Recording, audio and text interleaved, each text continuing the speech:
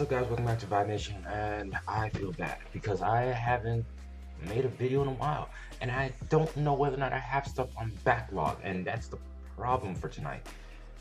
Well, let's get this going on because I have to catch up, I have to go ahead and try to see if I can catch the Ricada Law stream.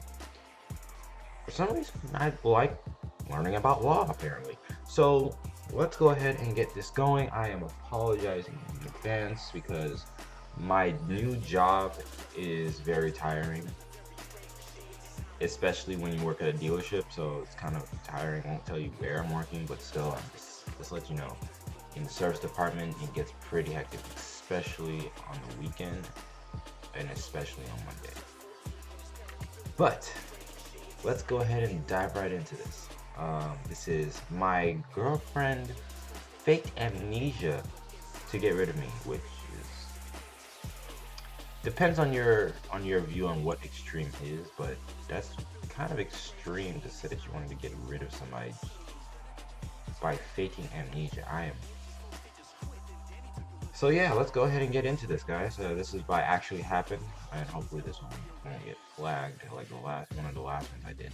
So let's go ahead and check this out in 3, 2, 1. Hi, I don't know why I'm telling this story. Maybe just to say how miserable I feel now. Also to let you know, I'll be sipping some tea while this is going on, so yeah. My name's Arthur, and I'm 16 years old. My story's about a girl I love who doesn't remember anything that happened between us. Really? And I can do absolutely nothing about it. Just listen to my story. About a year ago, a new student from Hong Kong arrived at our school. The student foreign exchange was pretty common for us, which is why nobody paid attention to a new face. Except for our counselor, of course. He asked me to supervise her for a while in order to help her adapt to her new surroundings. You see, I have decent grades and a good reputation with the counselor, and of course, I didn't want to lose that, so I agreed before I'd even met the new student. Our Hong Kong's guest's name was Lin. Easy to remember, isn't it? I had never learned Chinese, so I was a little bit nervous, but as it turned out, there was nothing to worry about, because Lin's English was perfect. And that wasn't the only thing that was perfect about her. Lin was very beautiful. I mean, like, very beautiful. I've never liked anybody as much as her. As soon as I met Lin, I could not stop thinking about her. After school, I showed her around the city, like her own personal sightseeing tour, while I was telling her about her life in London. Lin had never travelled outside of Hong Kong before, and many things here took her by surprise and sparked her curiosity. For example, she was wondering why we only had skyscrapers downtown, and she said that she felt strange staying with a British family in a small private house. Lin had grown up on the 32nd floor of an apartment building in Hong Kong. When I was on my way home, I couldn't stop thinking about the fact I would see Lin the day after. I played our conversations over in my head. I recalled her sing-song accent, and I loved her sense of humor and her gumption. Yes, I can tell you for sure, I was in love. Soon I asked Lin if she wanted to be a couple, and she didn't say no. Lin was the first girl I ever kissed in my life. But my happiness didn't last for long. A terrible accident tore us apart. Once, Lin and I went to the outskirts of the city, along with 4 of our school friends, in a car that belonged to one of them. The weather was amazing, and the weekend was supposed to be very nice. We arrived to a small rocky lake, but instead of swimming, we decided to play volleyball. We didn't play very well, but we weren't that bad either, so as a whole it was fun. Then, one of the guys made a hard, but not very exact serve, and the ball hit Lin in the head. Of course, he didn't mean to do it, but what's the difference? The ball hit Lin so hard that she fell down and fainted. I rushed to her, trying to wake her up, but she was out cold. We were all terribly scared. Thank God one of the girls were more level. I mean, I'm probably missing gym class, but I'm sometimes trying to figure out how hard a volleyball is. If it's as any hard as a tetherball, probably. Tetherball is technically like a volleyball with a rope on it. At least to my knowledge from back at my school. Went ahead and I sprained my thumb on that thing. That thing really hurt. But to knock somebody out, well, I guess it depends on where you hit that person, I guess. Level-headed than the rest of us and called 999. The ambulance arrived and took Lin to the hospital. Lin's mother came from Hong Kong on the first available flight. It took her more than 13 hours, while Lynn was still unconscious. I spent the whole time at the hospital, terribly worried for the girl I love. The worst thing was that the doctors wouldn't let me see her. Yes, I was her boyfriend, but I could not go and see her without her parents' permission.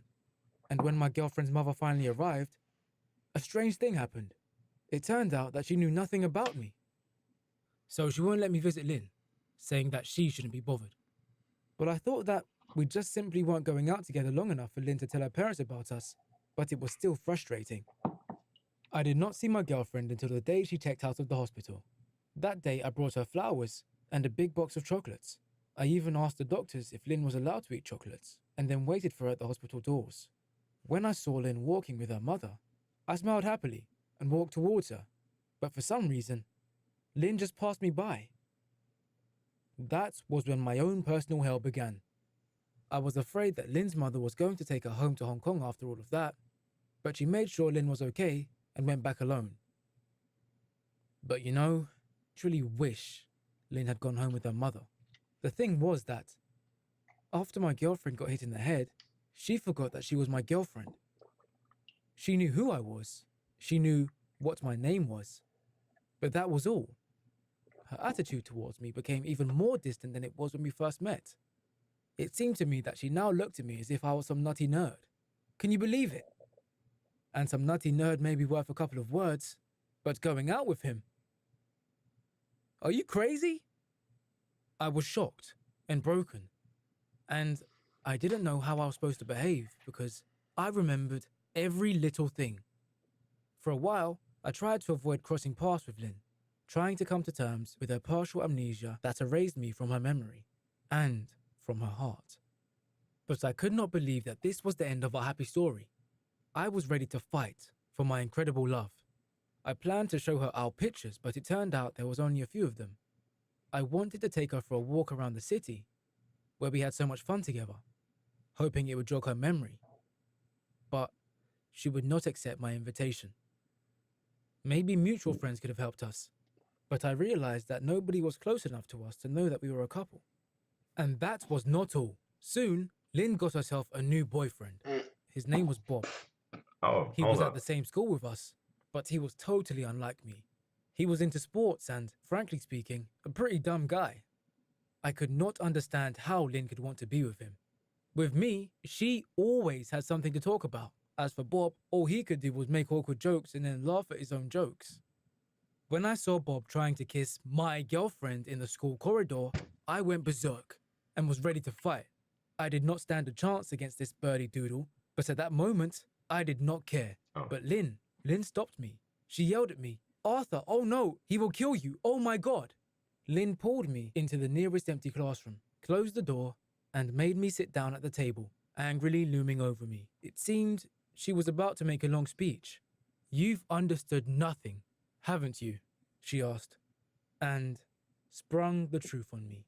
Can you imagine that this amnesia that my sweetheart suffered from was a lie that she made up in the hospital? Lynn actually recovered very quickly, but asked her mother to forbid me to visit her. Why did she lie?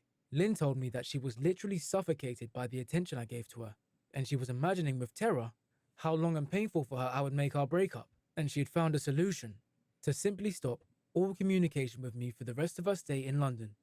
Having said all that, Lynn left, and after that, I sat there alone for a long time. Well, this is my story. I am just a cheated romantic with a broken heart, who still can't get over a girl who invented such a weird way to break up our relationship. I am now just simply waiting for when her year in London is over, and she goes back to Hong Kong. Maybe you have a remedy for a broken heart, or do I have to go on fighting for my girlfriend?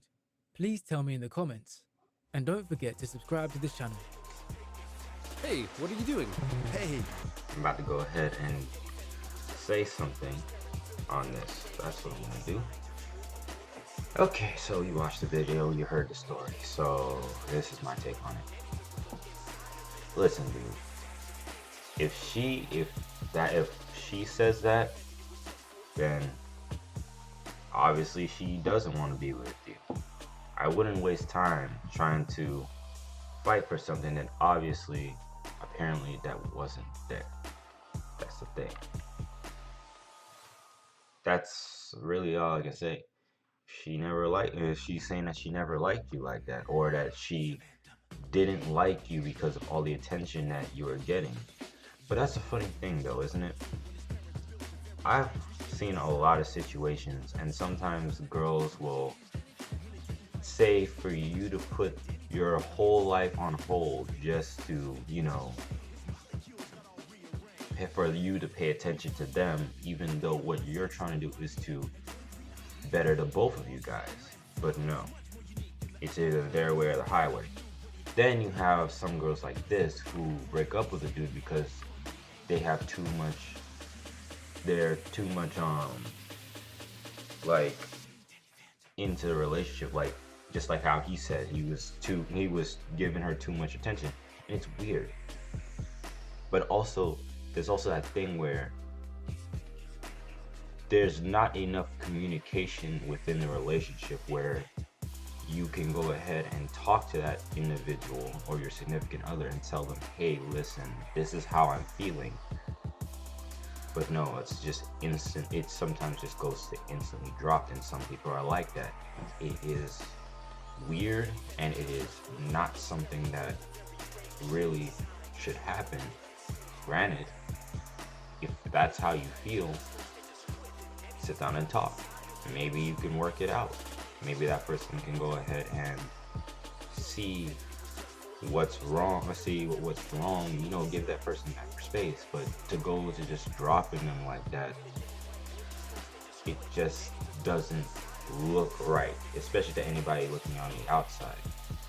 You tell somebody a story like this and they're gonna feel like, well, whoa, like, that's kind of messed up.